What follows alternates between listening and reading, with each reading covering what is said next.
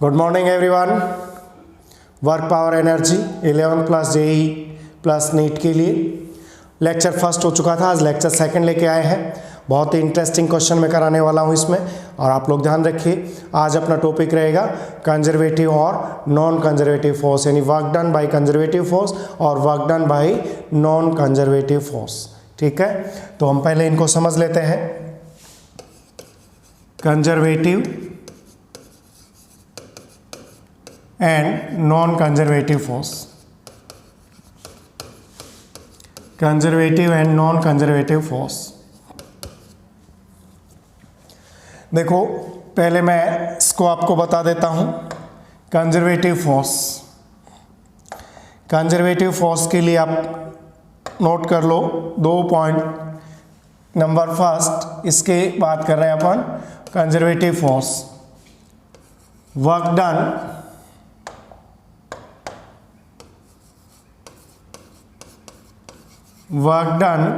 by conservative force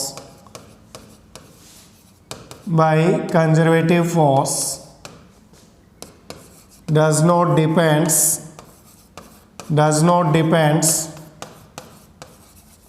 on path, does not depend on path। First point को समझा देता हूं मैं आपको कि हमने क्या लिया। Work done by conservative force does not depends on path. इसका मीनिंग क्या है कि देखो, ये कोई अपने पास पॉइंट ए है और यहाँ कोई पॉइंट बी है। हम किसी बॉडी को पॉइंट ए से बी पर ले जाते हैं, तो देखो ये अपने पास या हम इसको सेमी सर्कुलर घुमा के ले जाएं, पाथ नंबर 2 से ले जाएं, या हम किसी भी रेगुलर पाथ से यहाँ पर लेके जाएं, पाथ नंबर 3 से लेके जाएं। तो कंजर्वेटिव फोर्स द्वारा जो work done by conservative force does not depends on path 1, 2, 3 पर डिपेंड नहीं करेगा कि किस पाथ पर ले जा रहे हैं। ये जो डिपेंड करेगा वो किस पर डिपेंड करेगा, है ना। दूसरा पॉइंट मैं यहाँ ले रहा हूँ, depends on initial and final points. Initial and final point, तो सबका देखो यहाँ पे इनिशियल पॉइंट ए है और बी है। हम इस पाथ से जाए या इस पाथ से, ए से स्टार्ट होकर कहाँ पहुँचना है, बी पर। तो work done by conservative force doesn't depend on path. इसका मतलब relation W1 equal to W2 equal to W3, ये रिलेशन रहेगा यहाँ पे। Work done W1 equal to W2 equal to W3 रहेगा। ठीक है, पाथ पर डिपेंड नहीं करेगा, किस पर, इनिशियल और फाइनल पोजीशन पर डिपेंड करेगा। अब देखो सेकंड पॉइंट में आपको एक और बता देता हूँ। यहाँ पे सेकंड पॉइंट क्या ध्यान रखना है, work done by conservative force, work done by conservative force for a closed path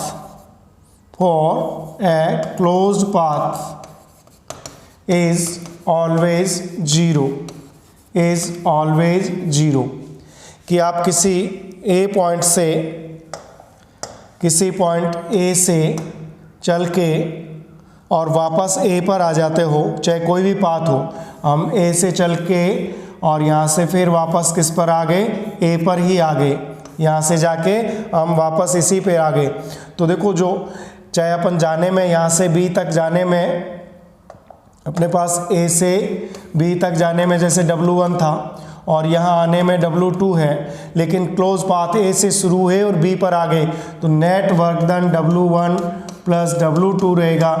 ये कैसा रहेगा, 0। क्लोज पाथ में वर्क डन हमेशा कैसा रहेगा, 0। किसके लिए, कंजर्वेटिव फोर्स के लिए। और conservative force, work done by conservative force is stored as electric potential energy. एक पॉइंट और ध्यान रख सकते हो अच्छे क्वेश्चनों के लिए कि work done by conservative force stored as potential energy, stored as potential energy and in form of potential energy में ये स्टोर्ड रहेगा। तो अब आप समझ गए होंगे कंजर्वेटिव फोर्स का मतलब क्या है ना। ये जस्ट अब आपको अलग से पढ़ने की जरूरत नहीं है, आप इसी को जस्ट अपोजिट पढ़ दो तो क्या हो जाएगा, ये नॉन कंजर्वेटिव फोर्स हो जाएगा। ये हो जाएगा फिर नॉन कंजर्वेटिव फोर्स। देखो ये तो हमने कंजर्वेटिव फोर्स पढ़ लिया। नॉन कंजर्वेटिव फोर्स की बात करूं, मैं इसकी बात करूं नॉन कंजर्वेटिव फोर्स, तो नॉन कंजर्वेटिव फोर्स में देखो ये सारे पॉइंट, इधर मैं फर्स्ट पॉइंट लूंगा तो first point work done by conservative force, work done by conservative force by, अब मैं यहाँ पे ले रहा हूँ non conservative force, non conservative force. तो अब आप समझ गए होंगे, दोनों पॉइंटों को उल्टा कर दो, डिपेंड्स ऑन पाथ, पाथ पर डिपेंड करेगा। यानी जो पॉइंट अपन ये ले रहे थे कि ए से बी पर जाने के डिफरेंट पाथ हो सकते हैं, ए से बी पर 1 पे जाए, सेमी सर्कुलर घूम के जाए, या फिर किसी रेगुलर पाथ से घूम के जाए 1, 2 और 3। तो यहाँ ये लो कहता है W1 not equal to W2 और not equal to W3, because कैसा है, नॉन कंजर्वेटिव फोर्स है, ये पाथ पर डिपेंड करता है। इनिशियल और फाइनल पॉइंट तो सेम है लेकिन पाथ डिफरेंट है, तो वर्क भी कैसा रहेगा, डिफरेंट रहेगा। और दूसरा पॉइंट जो हमने पढ़ा था कि work done for a close path is 0, तो यहाँ पे 0 नहीं रहेगा। यदि हम ए से बी पर जाएं और बी से वापस ए पर आ जाएं तो वर्क डन अब 0 नहीं रहेगा भाई, अब 0 नहीं रहेगा। कब, work done by non conservative force. और ये जो work done by non conservative force है, ये हीट लॉस के रूप में, लाइट के रूप में, है ना, किसी अदर फॉर्म में कन्वर्ट हो सकता है। यहाँ ऐसा नहीं कि टोटल पोटेंशियल एनर्जी के रूप में स्टोर्ड हो जाएगा। तो आप समझ गए होंगे। अब देखो हम इसको कुछ फील्स लेते हैं, यानी कुछ एग्जांपल्स करेंगे जिनसे आपको अच्छा फील होगा, इनको फील भी कर सकते हैं। देखो किस तरह से,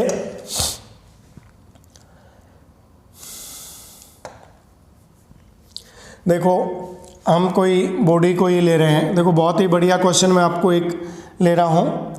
इस बॉडी m मास का बॉडी है, m मास की बॉडी है, इसको यहाँ से हम ऊपर ले जाते हैं, यहाँ तक किसी हाइट h तक लेके जाते हैं, इसको h हाइट तक लेके जाते हैं, यहाँ से h हाइट तक लेके जा रहे हैं सरफेस से बॉडी को।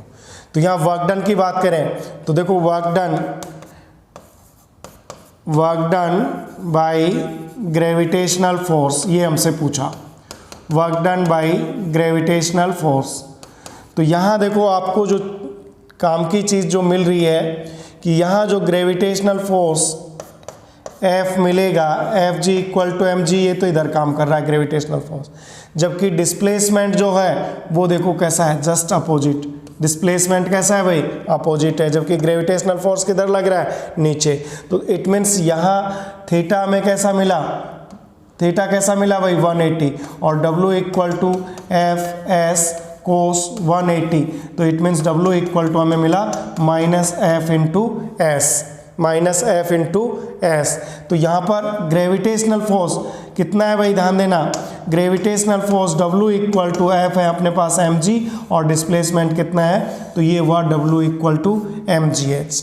ठीक है, यहाँ से हम किसी h हाइट तक ले जा रहे हैं, तो work done by gravitational force ये हो गया। अब देखो मैं इसी क्वेश्चन को यदि किसी इंक्लाइन प्लेन के लिए देखो दो पाथ ले लेता हूँ, आपको बिल्कुल क्लियर कर देगा ये चीज़ कि देखो क्या कर रहे हैं भाई। यहाँ हमने फिर से ये ब्लॉक लिया, यहाँ ये ब्लॉक है भाई,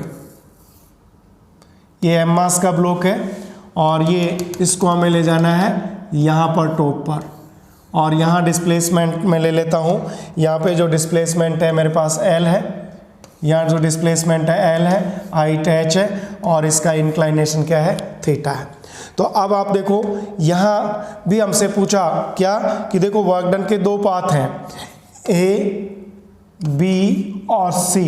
तो यहाँ हमें देखो A से C डायरेक्ट लेके जाता है W1, या फिर A से B और B से C, हमें पहुँचाना कहाँ पे है, हमें यहाँ पहुँचना है। ठीक है, तो मैं बात करूं W1 की, तो अपने पास देखो डिस्प्लेसमेंट क्या है, L। डिस्प्लेसमेंट कितना है भाई, L। यहाँ पे अपने पास जो डिस्प्लेसमेंट लिखा हुआ है ये कितना है भाई, यहाँ पे डिस्प्लेसमेंट है L, ठीक है। M से यहाँ ले जा रहे हैं, तो यहाँ भी हमसे पूछा है work done by gravitational force, यही क्वेश्चन ले रहे हैं। तो देखो वर्क डन, यहाँ पे ग्रेविटेशनल फोर्स का कौन सा कंपोनेंट लग रहा है भाई, mg साइन थीटा, कर लोगे ना आप, mg cos theta, mg sine theta. तो फोर्स तो इधर लग रहा है और डिस्प्लेसमेंट का डायरेक्शन हमें ये मिल रहा है इधर। तो यहाँ भी थीटा कैसा है, 180 है, 180 है, तो कोस 180 के इक्वल टू क्या रहेंगे, -1 लेंगे। तो W इक्वल टू कितना हो गया, -f इंटू है।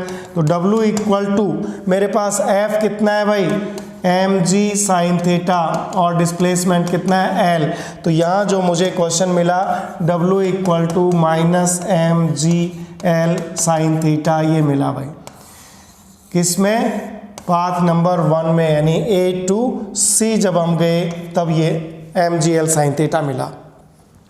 अब हमें वर्क डन यदि सेकंड पाथ से, अब मुझे ये निकालना है WABC, तो इट मीन्स WAB प्लस क्या करेंगे, WBC। देखो यहाँ से यहाँ तक जाने में वर्क डन कितना है, B से C तक जाने में वर्क डन कितना है, ये चेक करेंगे। तो WAB देखो जब ये यूं जाएगा, यहाँ ब्लॉक जा रहा है, जब ब्लॉक इस पाथ पर चलेगा, इस पाथ पर चलेगा तो ग्रेविटेशनल फोर्स देखो ये लग रहा है, डिस्प्लेसमेंट ये, तो इसका तो वर्क डन कैसा हो गया भाई, 0, क्योंकि परपेंडिकुलर है, कोस 90 क्या हो गया, 0।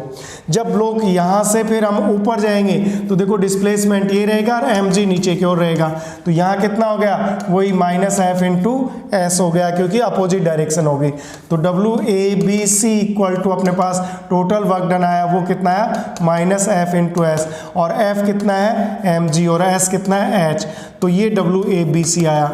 तो आप कई बच्चे की सर देखो ये तो डिफरेंट आ गया, यहाँ पे रिजल्ट अलग थे, यहाँ रिजल्ट अलग है, यहाँ पे अलग, इसका मतलब work done depend on path, क्योंकि अलग अलग नहीं अलग अलग नहीं आया है। यहाँ देखो हमने h की टर्म, तो यहाँ से ध्यान देना, ये L है, तो ये कितना है, L कोस थीटा, और ये कितना है भाई, L साइन थीटा। ऐसे समझ में नहीं आती तो साइन थीटा निकाल लो, sine theta equal to h/L। तो यहाँ मुझे देखो इसको L को रिप्लेस करना है, तो L इक्वल टू कितना हो गया भाई, h अपॉन साइन थीटा। अब समझ में आ गई, ये बात है सर, बिल्कुल यही बात है कि WAC इक्वल टू देखो mg, और L की जगह लिख दिया मैंने h upon sine theta into देखो ये साइन थीटा, और यहाँ पे साइन थीटा कैंसिल हो गया, और जो रिजल्ट मिला W इक्वल टू क्या मिला भाई, mgh। तो अब देखो जब हमने इसको वर्टिकल लेके गए थे mgh, जब हम इसको यूं लेके गए mgh, और जब हम इसको ABC से ले गए mgh। तो work done by conservative force doesn't depend on path, depends on initial and final position. Initial और फाइनल पोजीशन का डिस्प्लेसमेंट सब जगह कितना था, h था, तो सब जगह कितना आ गया, W इक्वल टू mgh। आ गई बात समझ में, ठीक है। अब देखो हम और एक क्वेश्चन करते हैं। यहाँ हमें क्वेश्चन मिला कि देखो ये एक ब्लॉक है,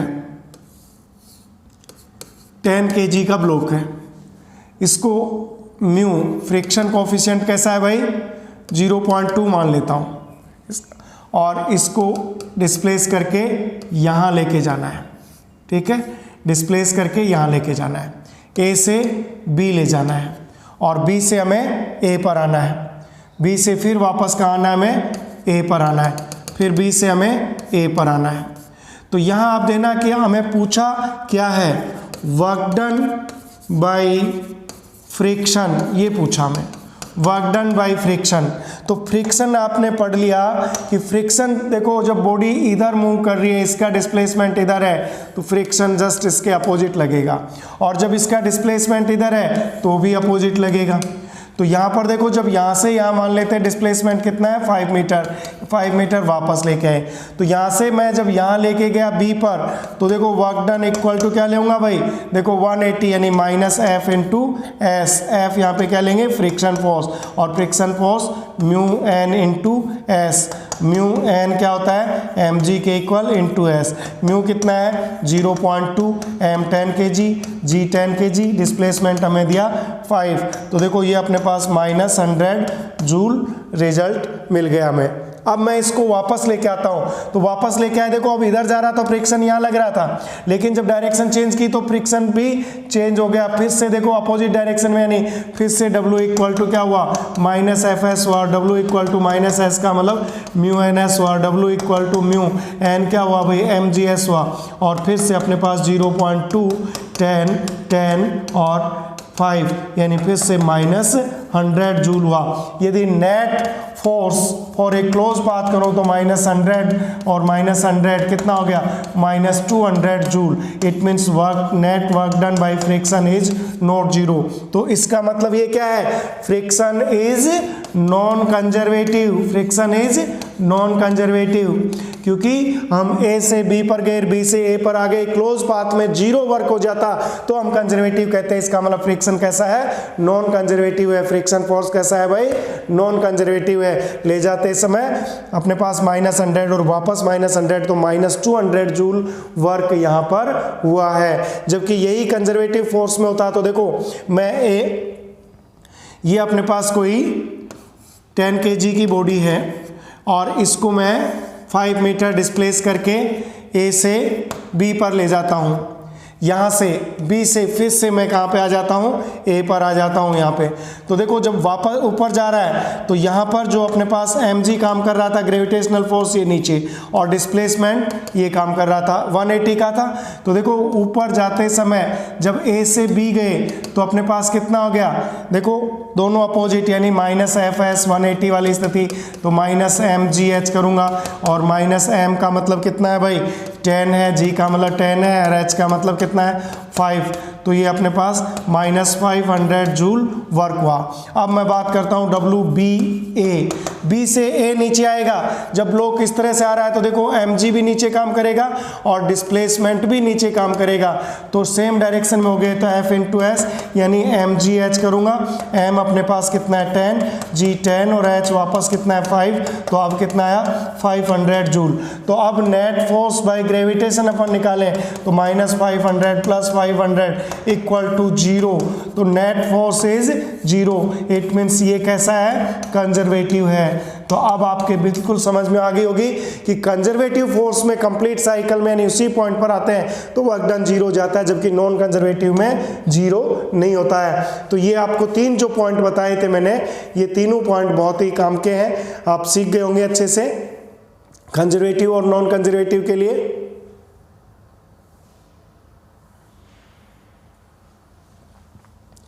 हरे कृष्णा हरे राम, राम राम हरे हरे। ये 3 पॉइंट जो हमने कंजर्वेटिव और नॉन कंजर्वेटिव के लिए सीखे हैं, क्या, work done by conservative force not depends on path, depends on initial and final point. Work done by conservative force for a close path is 0, जबकि नॉन कंजर्वेटिव में डिपेंड्स ऑन पाथ और close path के लिए 0। तो ये अपन ने अब तो प्रूव भी कर लिया। बिल्कुल एक अच्छा फील आया होगा। Thank you so much, have a nice day.